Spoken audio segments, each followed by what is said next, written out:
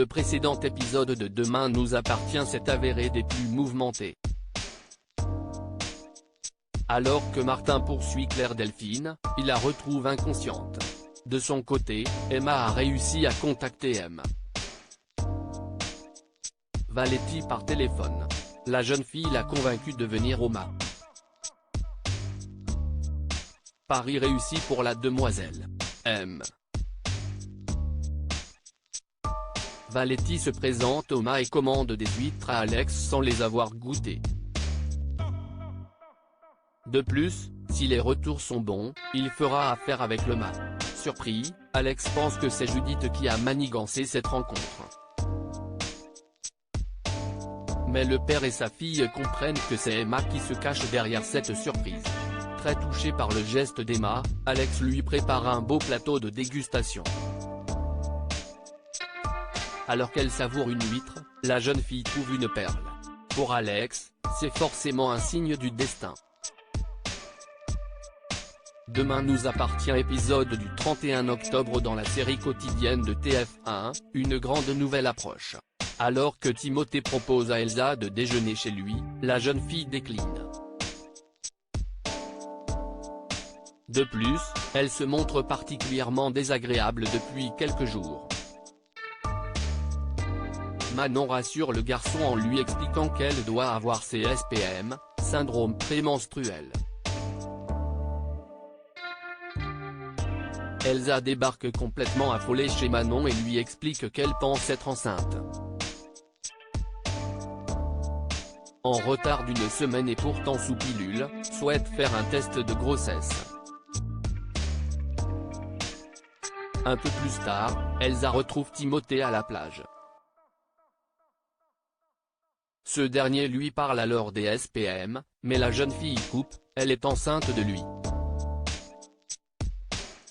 Sous le choc, Timothée fait une crise d'angoisse et s'évanouit.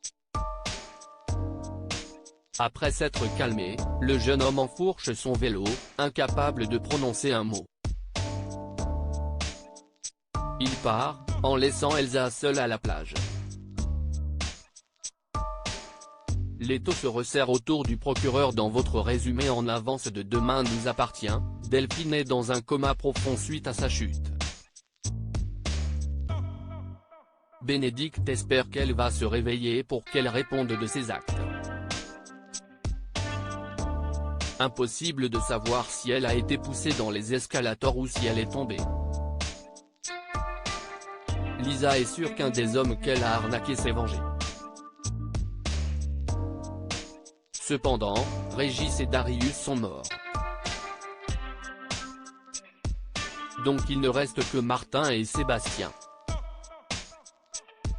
Lisa pointe du doigt qu'il y a peut-être d'autres victimes. Les policiers ont confiance en Martin et le savent innocent. Martin interroge Sébastien sur son emploi du temps. Le procureur lui ment en affirmant ne pas avoir vu Claire depuis mardi dernier. Le policier remarque sa blessure au front, mais Sébastien reste de marbre. Il explique qu'un détenu l'a blessé. Viewsis post ton Instagram à post shared by Demain nous appartient @dna-tf1, dans l'un des portables retrouvés dans le sac de Delphine, Georges découvre l'historique de ses géolocalisations. Elle se rendait régulièrement dans un hôtel 4 étoiles. Ni une, ni deux, Lisa et Aurore se rendent sur place et interrogent la réceptionniste qui leur confirme la présence de Delphine ces derniers jours. Elle ajoute qu'un homme plus âgé l'accompagnait souvent. Aurore demande alors à visionner les vidéos des caméras de surveillance. En date du 27 octobre, Georges et Karim repèrent Delphine qui quitte l'hôtel. La jeune femme semble très inquiète.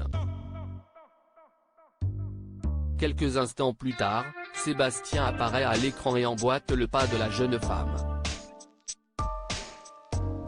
Les policiers comprennent que le procureur leur a menti sur toute la ligne.